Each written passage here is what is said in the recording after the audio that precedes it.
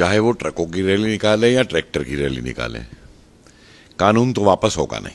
ये योगेंद्र यादव किसान नेता है, या प्रशांत भूषण किसान नेता है, वो मेधा पाटकर किसान नेता है, वो जो शाहीन बाग वाली वहां पे जाके बोली वो किसान नेता है। अरे ये सब के सब जो हैं ये अपनी राजनीति के लिए, क्योंकि ये पिट चुके हैं। आज कांग्रेसियों को लूट का माल नहीं मिल रहा, स्कैम करने के ऊपर रो रहे हैं। आज उनको बोर्डों की चेयरमैनशिप नहीं मिल रही पैसा कमाने के लिए, रो रहे हैं। और ये जो साफ मैं बात कर रहा हूं आपको, ये जो बैठे हुए हैं ये आड़ती हैं, ये जो बैठे हुए हैं ये वो धनी किसान हैं जिनके पास 100-100, 200 एकड़ जमीन है। ये सारे धनी लोग हैं। मंझले किसान और गरीब किसान की तो इन्हें चिंता तक नहीं है। उसकी फसल को, जो मैंने बार बार कहा है, उसकी फसल को तो ये मंडी तक पहुंचने नहीं देते हैं। सर, कृषि बिल को लगातार विरोध कर रहे हैं लोग, कृषि बिल को लेकर, चाहे राहुल गांधी हो या फिर ममता बनर्जी हो। समाधान अब यहाँ पर ये सवाल है कि आखिरकार ऐसी क्या चीज करनी चाहिए जिससे कि ये विरोध प्रदर्शन बंद हो, क्योंकि काफी सारे किसान हैं जो कि आंदोलन पर बैठे हैं। वो ये कह रहे हैं, जैसे राकेश टिकैत जैसे लोग, वो ये कह रहे हैं कि जब तक कृषि कानून वापस नहीं चला जाएगा हम यहाँ से नहीं हटेंगे। बल्कि वो डेट भी बताते हैं कि 26 तारीख को हम ट्रकों की रैली निकालेंगे। ऐसा है, चाहे वो ट्रकों की रैली निकालें या ट्रैक्टर की रैली निकालें, कानून तो वापस होगा नहीं। और इसका एक समाधान है मेरे पास, तरीका निकाला जा सकता है। और वो तरीका है, सरकार ये स्पष्ट रूप से कह दे कि ये बिल वापस नहीं होगा, ये कानून वापस नहीं होगा। लेकिन, और ये बहुत महत्वपूर्ण है, लेकिन जो राज्य सरकारें इसको नहीं लागू करना चाहती वो ना लागू करें। ठीक है?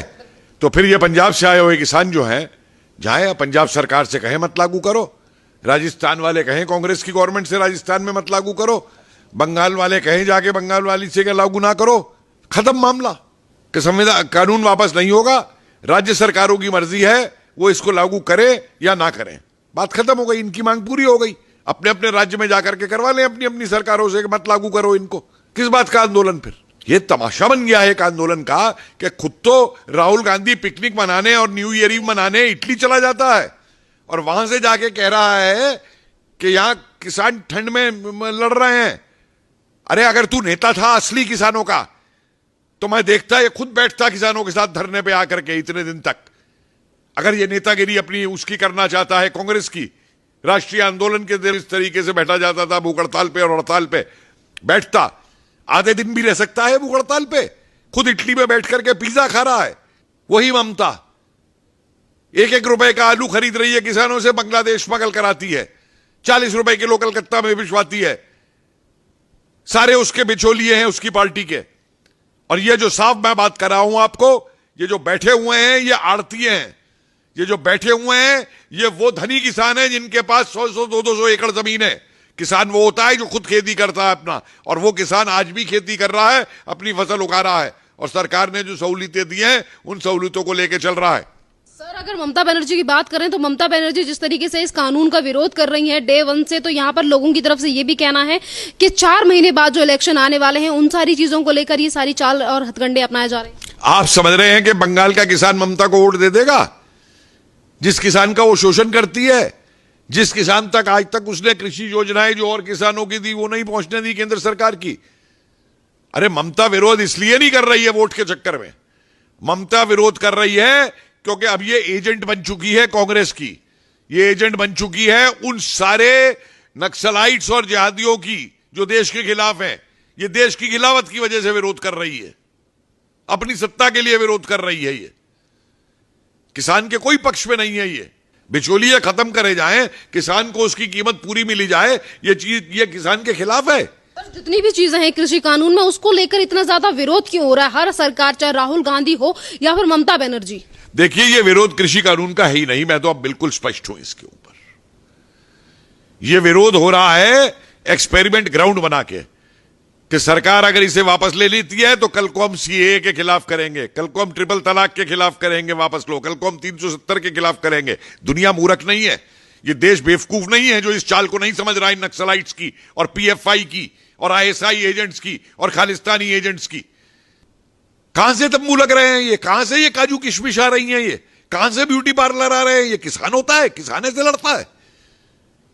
ये सारे धनी लोग हैं, मंझले किसान और गरीब किसान की तो इन्हें चिंता तक नहीं है। उसकी फसल को, जो मैंने बार बार कहा है, उसकी फसल को तो ये मंडी तक पहुंचने ही नहीं देते हैं।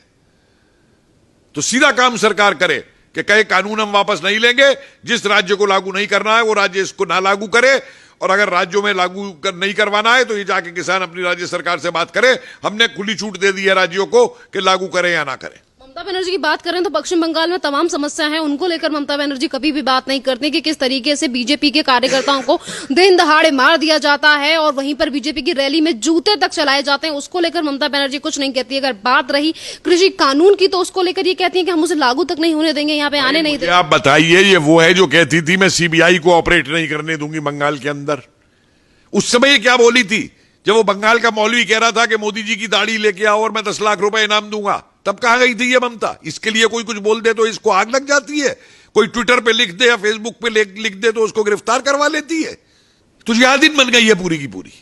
सर, जितनी भी तरीके की चीजें टीएमसी के कार्यकर्ता या फिर ममता बनर्जी की तरफ से की जा रही है, तो आपको क्या लगता है कि 4 महीने बाद जो इलेक्शन होने वाले हैं, इन सारी चीजों का रिजल्ट देखने को मिलेगा दीदी को? क्योंकि दीदी तो अभी किसानों की अन्नदाता बनी हुई है, अन्नदाताओं की भगवान बनी हुई है, जिस तरीके से वो बात कर रही है।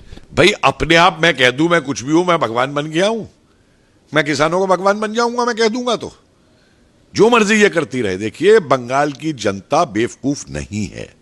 बंगाल की जनता एक बहुत ही जागरूक जनता है बंगाल की। मत भूलिए कि बंगाल ने राष्ट्रवादी आंदोलन को, अंग्रेजों के खिलाफ संघर्ष को किस तरीके से बंगाल ने जो है नेतृत्व प्रदान किया था, चाहे वो क्रांतिकारी रहे हो और चाहे वो देशबंधु चित्तरंजन दास रहे हो और चाहे वो नेताजी सुभाष चंद्र बोस रहे हो और चाहे वो श्यामा प्रसाद मुखर्जी रहे हो।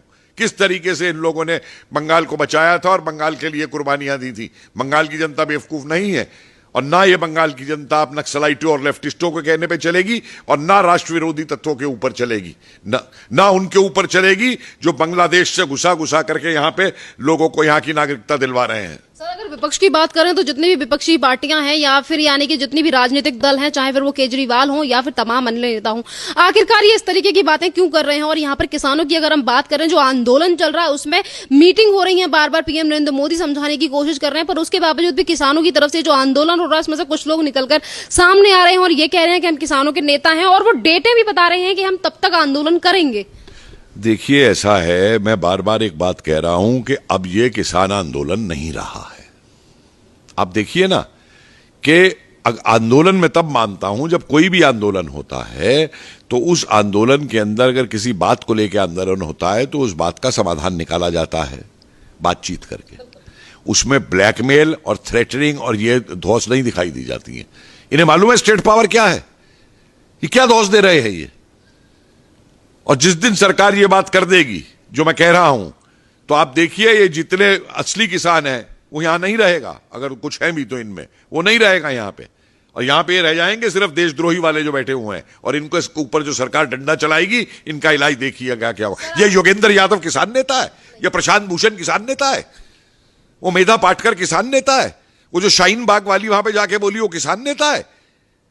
अरे ये सब के सब जो हैं ये अपनी राजनीति के लिए, क्योंकि ये पिट चुके हैं। आज कांग्रेसियों को लूट का माल नहीं मिल रहा, स्कैम करने के ऊपर रो रहे हैं। आज उनको बोर्डों की चेयरमैनशिप नहीं मिल रही पैसा कमाने के लिए, रो रहे हैं, वापस सत्ता में आना चाहते हैं। आज कांग्रेस के ही राहुल गांधी अभी ट्वीट ये करके बोलते हैं और ये कहते हैं कि ये जो आंदोलन है, यानी कि जिसके लिए आपने कहा कि ये किसानों का आंदोलन नहीं है, इसी आंदोलन को लेकर राहुल गांधी ये बोलते हैं कि ये जो आंदोलन है ये चंपारण का आंदोलन बन चुका है और जनता एकजुट हो चुकी है। राहुल गांधी को मालूम भी है कि चंपारण का आंदोलन क्या था। आए मुझसे बात करें चंपारण के आंदोलन के ऊपर। इसको मालूम है बाबा रामचंद्र का अवध का आंदोलन क्या था, जहां से नेहरू ने राजनीति शुरू की थी। इसको मालूम है मोतीलाल तेजावत का आंदोलन क्या था उदयपुर के अंदर। इसको मालूम है सीताराम राजू का आंदोलन क्या था आंध्रा के अंदर। इसको मालूम है स्वामी स्वयजानंद सरस्वती का आंदोलन क्या था, किसान का आंदोलन। अरे जो आदमी काली भैंस के बछड़े में और काली गाय के बछड़े में अंतर नहीं बता सकता, वो किसान आंदोलन समझा रहा है क्या था। ये तो 4 किसान नेताओं के मुझे नाम गिला दे स्वतंत्रता आंदोलन से पहले। कांग्रेस सिर्फ इनका इस्तेमाल करती थी, इस्तेमाल कर रही है। सन 47 के बाद से इसकी कांग्रेस ने क्या किया है किसानों के लिए। आए मुझे बहस करे मुझसे आकर के, ट्विटर पे लिखवाना ना, ये इसके नक्सलाइट बैठ के लिखते हैं ट्विटर के ऊपर, ये खुद नहीं ट्वीट लिखता है। हिम्मत है तो आए मुझसे बहस करे, बाद में औरों से बहस करे, आए किसानों के इतिहास के ऊपर मुझसे बहस करे। मैं तैयार हूं इनसे बहस करने को। धन्यवाद सर।